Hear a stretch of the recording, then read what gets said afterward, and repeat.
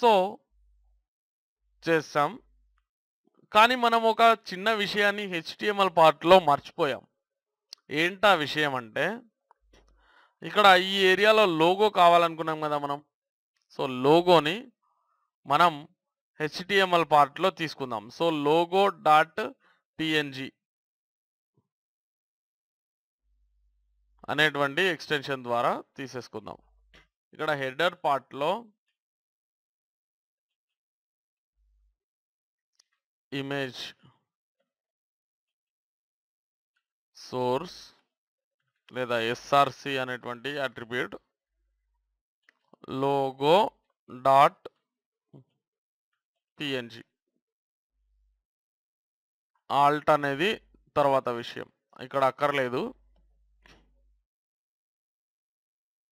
So చూడండి, అయితే ఇక్కడ నేనేం చేయాలనుకుంటున్నానంటే స్టైల్స్లో హెడర్ H1 H2కి ముందు ఏముందండి మనకు? అక్కడ హెడర్లో ఇమేజ్ ఉంది. ఈ హెడర్లోని ఇమేజ్ని మనం స్టైలింగ్ చేయాలి. దాని యొక్క విడ్త్ వచ్చేసి 100 పిక్సెల్స్, అలాగే హైట్ కూడా 100 పిక్సెల్స్కి నేను మార్చేస్తున్నాను. చూడండి, హైట్ కూడా 100 పిక్సెల్స్ అనమాట. సారీ,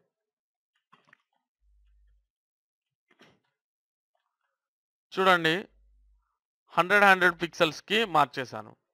ఇప్పుడు నేనేం చేయాలనుకుంటున్నానంటే ఈ హెడర్ ఇమేజ్ని ఫ్లోటింగ్ చేయాలనుకుంటున్నాను. ఇక్కడ మీరు పైన రాసుకోవచ్చు, కింద రాసుకోవచ్చు, no problem. So first floating అనేది అప్లై చేస్తున్నాను, లెఫ్ట్కి సేవ్ చేస్తాను. చూడండి, సో ఇక్కడ ఓవర్ఫ్లో అనేది కనిపిస్తుంది మనకు. ఇక్కడ మనం ఓవర్ఫ్లోని కంట్రోల్ చేయాలన్నమాట. ఎక్కడ చేస్తాము? హెడర్ పార్ట్లో ఉంది కదా. సో హెడర్ పార్ట్లో ఓవర్ఫ్లో హిడెన్ పెట్టేస్తే మనకు కరెక్ట్గా అప్లై అయిపోయింది. అయిపోయిందా అండి? రైట్. సో ప్రస్తుతానికి ఇది క్లోజ్ చేస్తున్నాను, ఇది కూడా క్లోజ్ చేస్తాను. సైడ్ బై సైడ్ పెట్టేసుకుందాం ఇప్పుడు.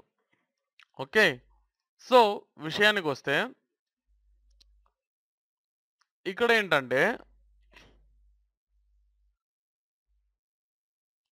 ప్యాడింగ్ వచ్చేసి మనం హెడర్లో 0 పెట్టేసుకున్నాం.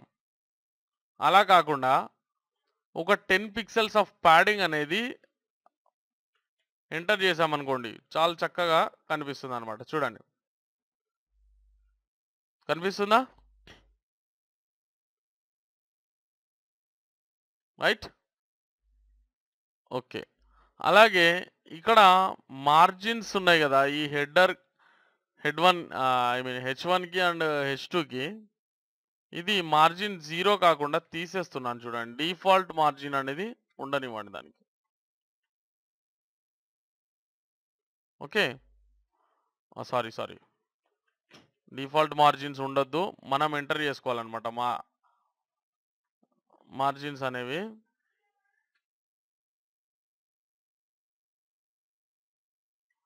మనం ఎంటర్ చేసుకుంటే బాగుంటుంది మాన్యువల్గా. సో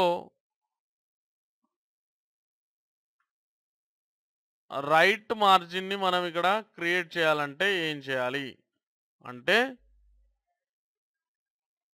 రైట్ మార్జిన్ని ఎలా క్రియేట్ చేయాలి అంటే, చూడండి, టాప్, రైట్, బాటమ్, అలాగే లెఫ్ట్ కదా. సో రైట్ ఇక్కడ, కానీ రైట్ కాదు, ఇక్కడ లెఫ్ట్, సారీ. సో లెఫ్ట్ అనేది లాస్ట్కి వస్తుంది కాబట్టి ఒక 5 పిక్సెల్స్ ఆఫ్ మార్జిన్ అనేది ఇక్కడ నేను క్రియేట్ చేశాను అనుకోండి.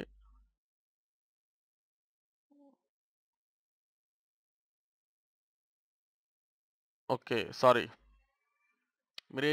మనం ఏం చేద్దామంటే ఇక్కడ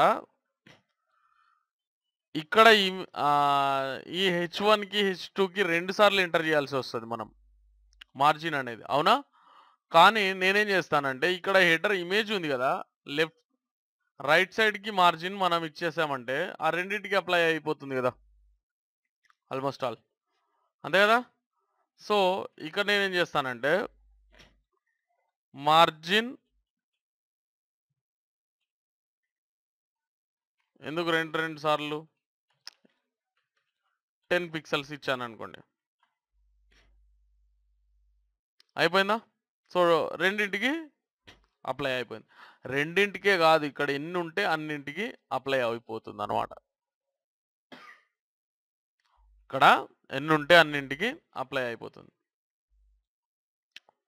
సో మొత్తానికి మనం ఈ యొక్క హెడర్ పార్ట్ అనేది ఆల్మోస్ట్ కంప్లీట్ చేసాం. ఓకేనా, ఆల్మోస్ట్ కంప్లీట్ చేసాం. ఒకవేళ కావాలనుకుంటే మీరు దీని యొక్క ఫాంట్ సైజ్ని ఇంక్రీజ్ చేయవచ్చు. ఫాంట్ సైజ్ వచ్చేసి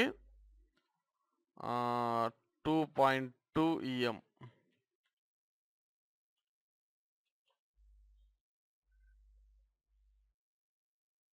ఫాంట్ సైజ్ అనేది పెంచేసాం.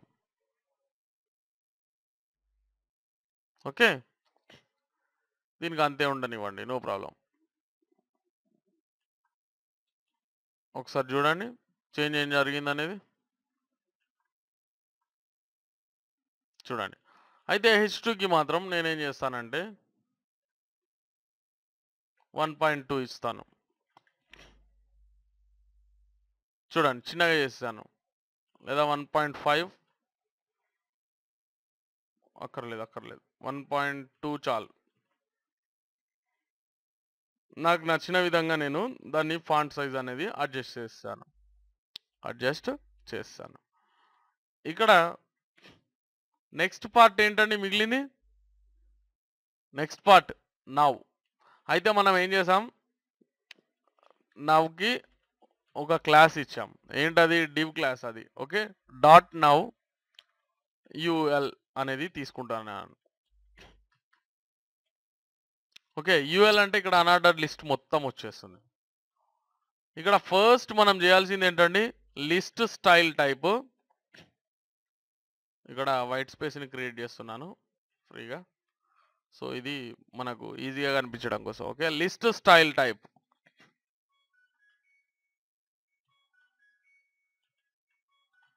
వచ్చేసి నన్ పెట్టేశాను. చూడండి బుల్లెట్స్ వెళ్ళిపోయినవే, మనం ఆల్రెడీ తెలుసుకున్నాం దాని గురించి. అలాగే నేను దీనికి బ్యాక్గ్రౌండ్ కలర్ని ఇచ్చేయాలనుకుంటున్నాను.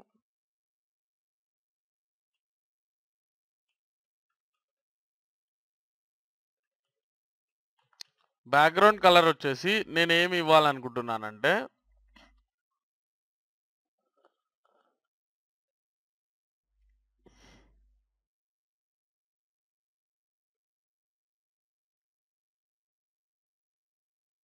సరే మనం దీని ద్వారానే వెళ్దాం. ఇక్కడ ఇది అప్లై చేసాం కదా మనం, అయితే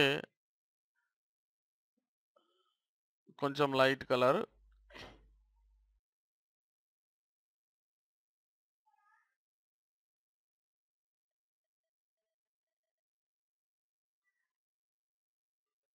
సరే మన ఇష్టం, ఇదైనా అప్లై చేయొచ్చు. కాబట్టి నేను ప్రస్తుతానికి ఇది సెలెక్ట్ చేసుకుంటున్నాను. మీరు కావాలనుకుంటే ఇంకా కొంత మంచి బ్యాక్గ్రౌండ్ని సెలెక్ట్ చేసుకోవచ్చు, మీ ఇష్టం అది. ఓకే, సో ఇక్కడ మార్జిన్స్ వచ్చేసి 0 చేస్తాను. సో చూడండి మార్జిన్స్ అనేవి తీస్తాను. అలాగే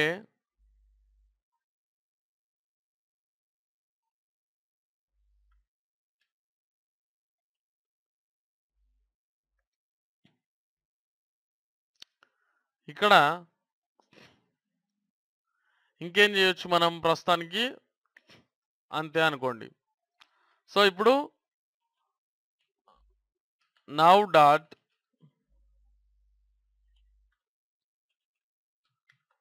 li తీసుకొని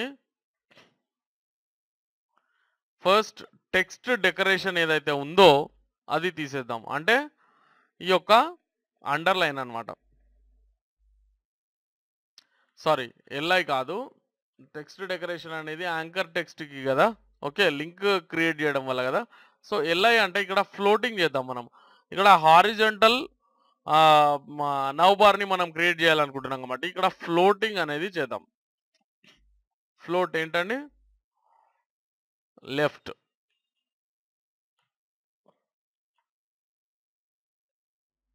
ఫ్లోటింగ్ అనేది చేశాను. అలాగే ఇక్కడ ఓవర్ఫ్లో అనేది కనిపిస్తుంది మనకు. సో ఇక్కడ ఓవర్ఫ్లో తీసేయాలి. Overflow hidden. ఓకేనా? సో ఇప్పుడు ఓకే. అలాగే మార్జిన్ వచ్చేసి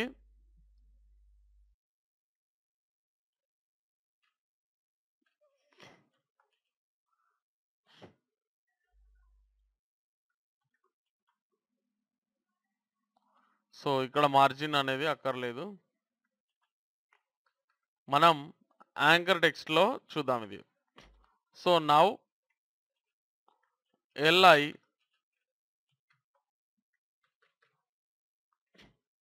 యాంకర్ టెక్స్ట్ లేదా ఏ ఎలిమెంట్ని సెలెక్టర్గా తీసుకొని ఏం చేస్తానంటే first of all text decoration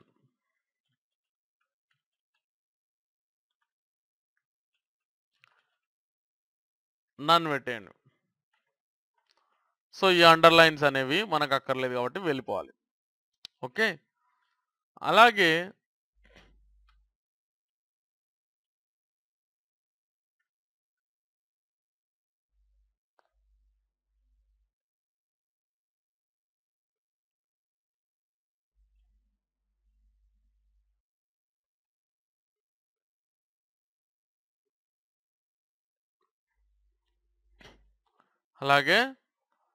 ఇక్కడ ఫస్ట్ ఆఫ్ ఆల్ ప్యాడింగ్ కూడా 0 చేసేయండి.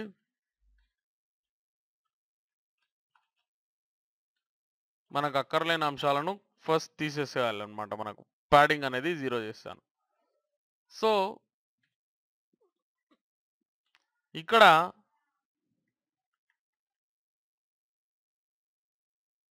మనం ఈ ఎలిమెంట్స్కి ప్యాడింగ్ అనేది ఇచ్చేద్దాం.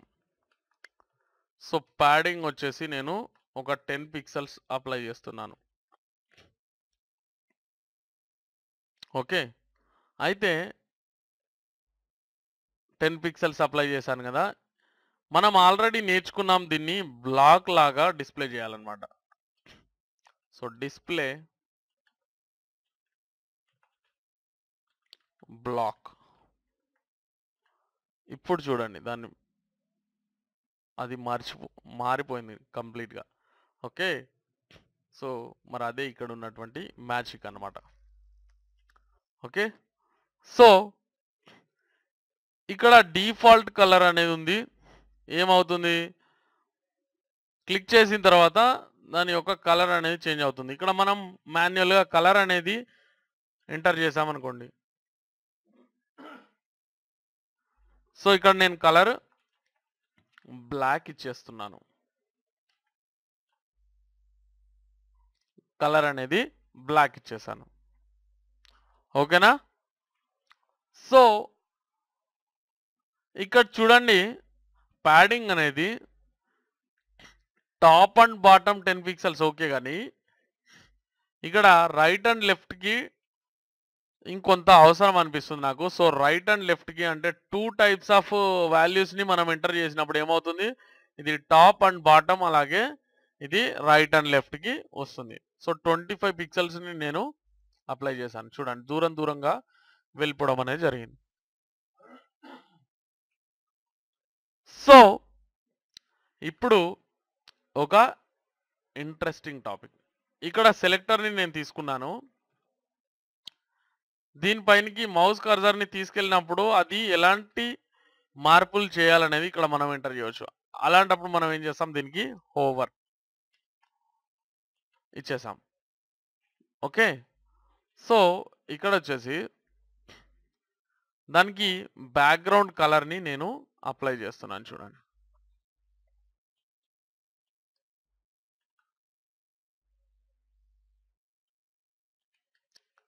బ్యాక్గ్రౌండ్ కలర్ వచ్చేసి మన ఇష్టం.